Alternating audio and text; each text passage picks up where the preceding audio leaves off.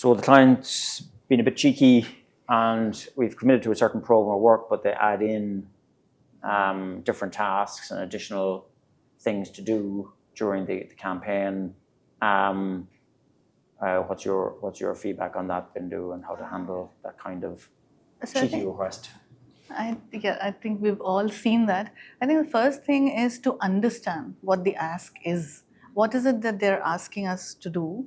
Acknowledge it, that okay, we'll look into it. But also because we do need time to go in and see what's the impact on time, the cost, the number of resources to actually deliver that. But I think we don't need to commit right then. We don't have to say a yes or a no right there. We can take, buy some time, say, and not commit anything, say that we will look into it and come back.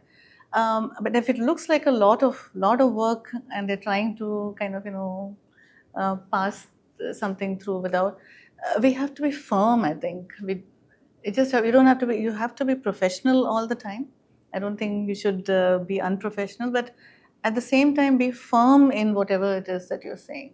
If it's a no, it has to be a firm no without being unprofessional, with reasons on why we think we cannot do it.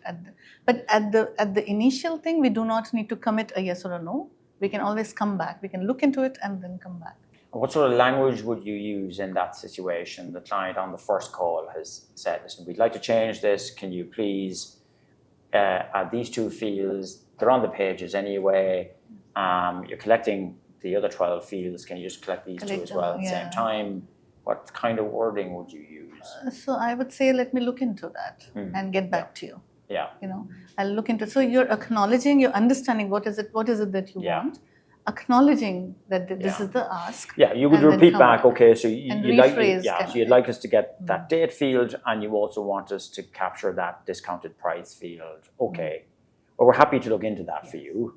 Give me a couple of days.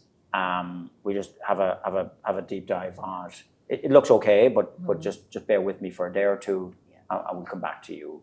So something to kind of, it's a bit of an evasion, but that's okay. Because sometimes the request will look fairly simple, but then you'll find it has a knock-on implication later and actually turns into quite a chunky piece of work. You won't know that on the first call and the first request. So I think a bit of evasion, as you say, is probably the right thing in the first instance. So you still look like you're being constructive, and as you say, you've heard the request. So it's just these two fields. So we're still giving them the thing that we are on your side. Yeah. We'll definitely, we understand. Yeah. And why is it important we understand that? And we're happy to look into it. We're happy to look into it and come back. But we need a couple of days to decide it. Yeah.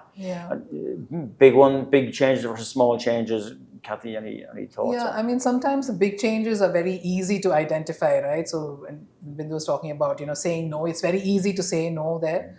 But when you talk about small changes, I think very important also to identify a number of small change requests that are coming through. So we may say yes the first time, but is that happening again? After a couple of weeks, the client says, can you actually throw another 2 fields in and another 2 fields in, right? So to recognize that's happening multiple times, and then being really firm with a no, you can say, yes, sure, we accommodated your request the first time, but you know what, over the last 3 months, we've had multiple requests now, and that's having a real impact on our delivery. And we really need to rethink this and come back to you. I think that's a good opportunity to explain to the client, because sometimes, especially when we set up projects, I think it's expected that requirements sort of evolve through it, maybe because it's a new thing for the client as well. They're learning something, so I think we need to accommodate those change requests, but to a reasonable extent, but telling them that, and calling out that we've had these requests so many times and this is the impact that it's had, then it makes it clearer to the client. Yeah, no, I think that's very good, because you want to be constructive, especially with new clients, and it is evolving for them as well as us. So you don't want to be too stuck in the mud and too obstructing, I guess, of trying to make the project work. But as you say, 2, 3, 4, 5 small changes, and maybe actually that's another 2 FTEs when you put them all together. So again, as a manager, I would say just watch for that this small set of incremental changes, at some point you have to kind of press pause on that and say to the client, listen, those 4 requests cumulatively, we need another FTE or 2, we're heading for 2 FTEs. So I think that's quite important. Yeah. Yeah. So also, I think we need to be focusing on finding a solution that works for both both parties.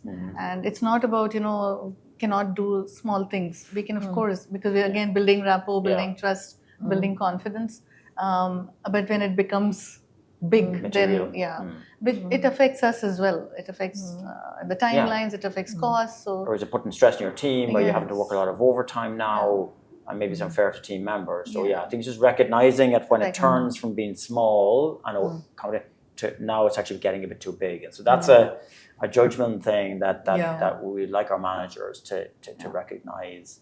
The other thing I know in Gladys's world, in the technology world, that often have 2 or 3 stakeholders asking for different things, and they're actually contradicting each other. So she's had to untangle that kind of, and it's kind of, you can't say to your client, you guys are all over the place.